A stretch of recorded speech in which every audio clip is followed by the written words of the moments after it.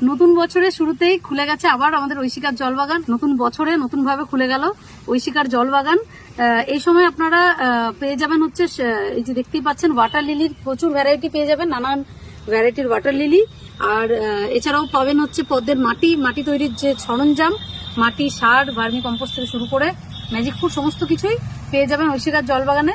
তো এই সময় থেকে মাটিটা তৈরি করে রাখবেন। পদ্ম শালুকের মাটি যদি আগে থেকে মোটামুটি 1-2 মাস আগে থেকে তৈরি করে রাখা হয় তাহলে মাটিটা ভালো পাক হওয়ার সুযোগ পায়।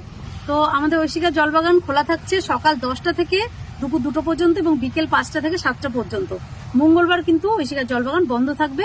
আর আমাদের নার্সারির অ্যাড্রেসটা আপনাদের আবার একবার বলে দিই, এটা হচ্ছে দুর্গাপুর স্টিল টাউনশিপ, বিজন, মার্কনি এভিনিউ একদম অভিযাত্রী ক্লাব রয়েছে যেখানে দুর্গাপুজোটা হয়। দুর্গাপুজোটার একদম কাছাকাছি রয়েছে নিউটন রোটারির একদম পাশে হচ্ছে অভিযাত্রী ক্লাবটা একবার দেখিয়ে দেবো।